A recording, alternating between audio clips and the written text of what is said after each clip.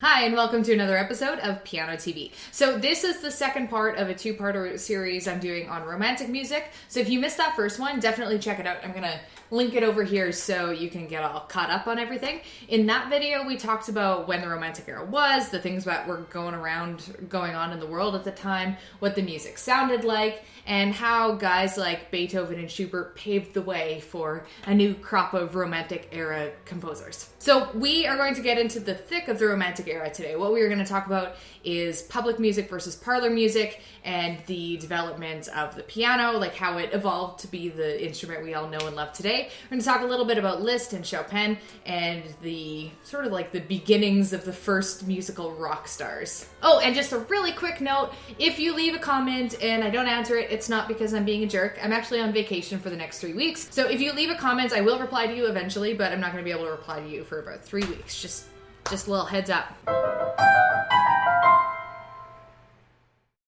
The first pianos were made in the early 1700s by a very talented harpsichord maker. And these first pianos were a lot smaller and quieter than the pianos that we know today. This was so long ago, like even Bach was consulted on these early pianos, and he initially didn't even like them. He was like, meh, they're like, there's not enough power on the high end, and the manufacturers were like, grumble, like, don't give me criticism on my amazing new invention, but then they made it even better because of Bach's suggestions, so that's good. So since the early pianos were so like soft and gentle and quiet, and the romantic composers wanted like big and bold and like epic sounds, there was a need for the piano to become a more powerful instrument. And luckily, since this was the industrial era, when everything was going on in the early 1800s, this was actually possible. So they were able to manufacture strings that were stronger, that could withstand more tension. They built cast iron frames in the pianos, which again, like kind of held the strings a little tighter so that they could take a bigger beating with hammers and thus create a louder sound. The piano was also extended. Early pianos were only about 5 octaves, and later they made them the full 7 octaves. So let's talk about public music and the development of the symphony in the Romantic era, and how the motto of Romantic composers tended to be like, I don't know, bigger is better, because the orchestra started expanding. You had these guys all the way from Schubert to Mahler who wanted to express these like really epic, powerful emotions in their music, and with a small orchestra, there was only so much you could do, right? So because of the Industrial Revolution, things were getting better and improved, so expanding the orchestra was entirely possible. I mean, the horns were greatly improved by the development of valves and stuff like that. So instead of the horns being like stuck in the background of the orchestra, they started to play more of a prominent role. And with woodwinds, you had things added that hadn't existed before, like the bass clarinet and the oboe, and I believe the English horn. Those were all added to the mix. And since they were adding all these other instruments in the woodwinds and in the brass, the string section needed to have more people thrown in the mix too, just to keep it all balanced. And that's not even talking about percussion, because classical era percussion was basically just like timpanis. And in the Romantic era, you got all that extra fun stuff added, like the snare drum and the bass drum. You got cymbals, you got the gong and chimes and all things like that. So in the Romantic era, the orchestra basically doubled. So in the classical era, there was 30 to 40 musicians in an orchestra, and in the Romantic era, it multiplied to 70 to 80 performers. But it depends on the composer, because there was like even more performers. Like Mahler's known for his symphonies that have like 100 people who have to play, which is just like decadent. And because of this growth, suddenly there was a need to have a conductor to keep everyone in line, and that wasn't really something that had existed before. With smaller orchestras, what they usually had was like the lead violinist or someone else in a prominent role to keep everyone in line. So we've done examples of classical symphonies in the past here on this channel, but I don't actually think we've done an example of a romantic symphony. So I'm excited to show you one today. Unfortunately, there's not like a one-size-fits-all romantic symphony that like encompasses every aspect of romantic music, just because, as we've talked about, the music itself is so diverse. Like there's such a wide spectrum. You have symphonies that are just like hugely epic, and then you have symphonies that are like very personal and emotional. So ultimately it's just coming down to my personal preference. So yeah, lots of big epic symphonies, like I've already mentioned. Mahler wrote really epic symphonies, or everything ranging from like, you know, really sad, depressing symphonies like Tchaikovsky's Sixth. So the one I'm going to show you today is actually by Brahms. Now Brahms isn't really considered, like, at least not in my opinion, he's not considered super innovative. He was really more of a conservative songwriter, but just because he wasn't like always going outside the box and doing crazy things doesn't mean he wasn't like a master. He created really, really beautiful music. And I feel like sometimes he gets the shaft because he wasn't like, you know, like Liszt, like making ladies faint. But I think he's worth mentioning. So the symphony I'm going to show you today by him is his Fourth Symphony, which is very, very moody, and it's one of my favorites. And I'm just gonna, I was kind of torn about like what part of the symphony to show you. I wanted to show you like the climactic moment in the first movement, but then I was thinking about it, and it really like, the impact is lost unless you listen to the symphony all the way through, which I highly recommend. So we're just going to listen to the first 30 seconds or so of the first movement of his Fourth Symphony.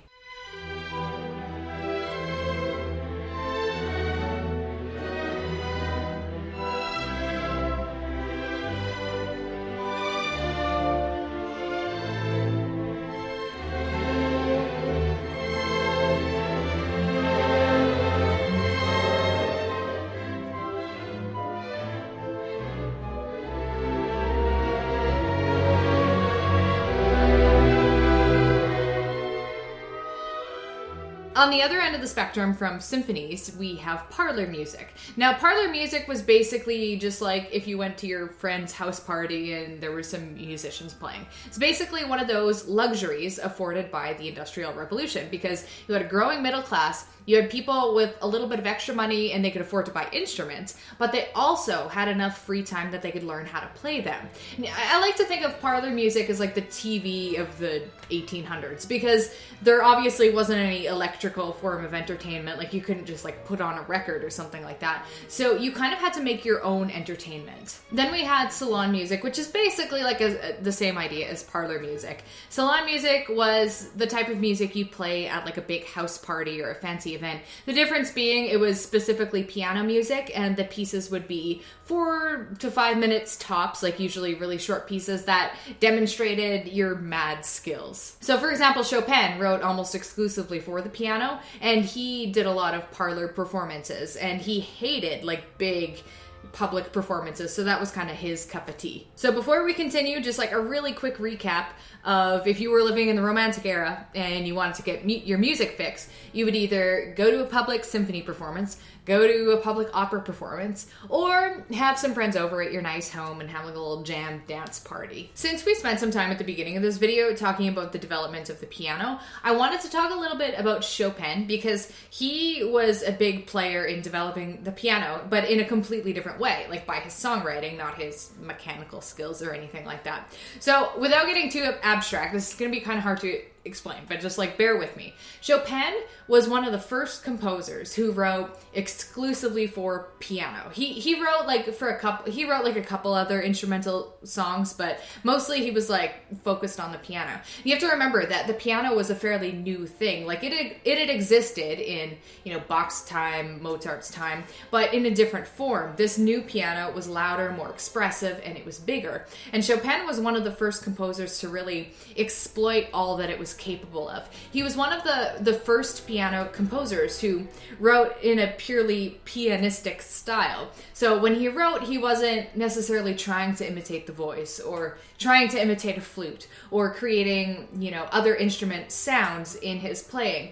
He was writing in a way that was simply piano. I mean, despite his like crazy innovations in almost every single genre he touched, his playing style was very romantic. It was emotional. Like sometimes you would have, like he'd write big, epic, you know, dramatic pieces. He'd write kind of like silly, playful pieces. He wrote really deep and emotional and brooding pieces, and like all over the map, like other Romantic era composers did. So I had a hard time. I spent a lot of time deliberating this, but I ended up deciding the example I wanted to show you today was a Chopin nocturne. Just because I consider his nocturnes to be like top tier piano writing, like way up there on like some of the best piano music that exists, especially for short pieces, because all of them are like 5 minutes or less. Chopin didn't invent the nocturne or anything like that. A guy named John Field did, but he did develop and innovate the genre and made it purely his own. So the nocturne I want to show you today is his Opus 9 number 2. It's a really famous tune. You've probably heard it, and it's deceptively simple. You've got this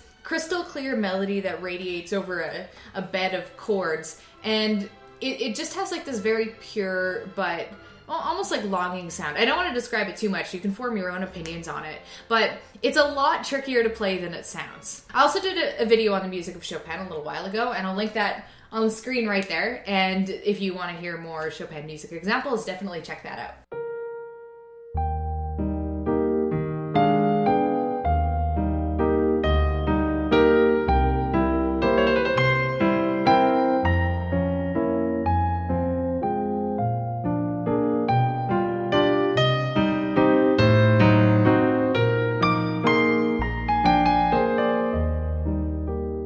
So let's take a minute to talk about virtuosos. So there's always going to be celebrities. There always has been celebrities probably since like the very beginning of time, and there probably always will be celebrities. But something really cool happened in the Romantic period. You had the birth of the musical rock star, like long before the days of Elvis. So there's two notable characters who achieved this like level of fame that I want to talk about today really briefly. So we have Paganini and we have Liszt. Now, since Paganini was sort of the first of the two, I want to talk about him first as well. He was a virtuoso violin player, and he did all kinds of crazy things when he performed, like harmonic sounds and other violin.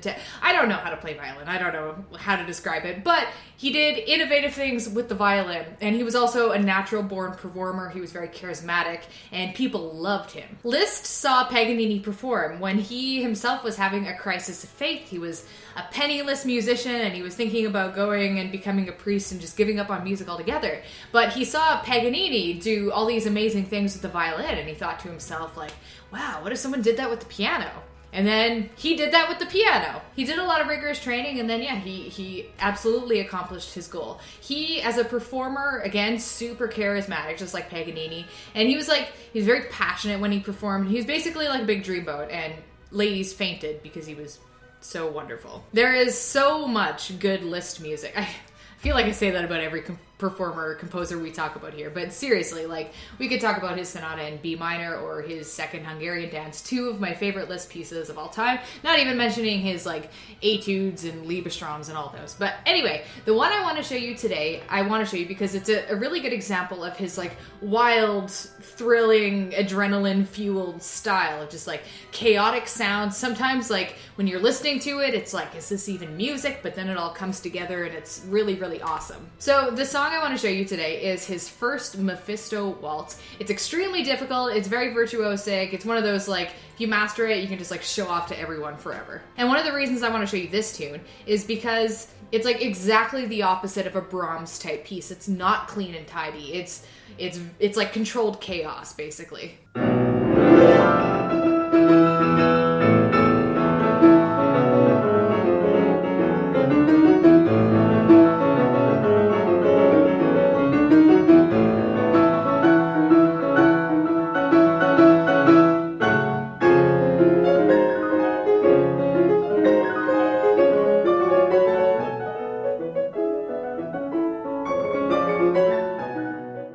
That concludes our two-part discussion on Romantic era music. Hopefully you learned something, maybe got some new music to put on your playlist, or like a little more something in your brain, so next time you open up your book and you see Schubert, you can be like, yeah, that guy. I know that guy. Thank you so much for watching today's video. If you're a big fan of history and romantic music and stuff like that, give this video a thumbs up, and I will catch you guys next time.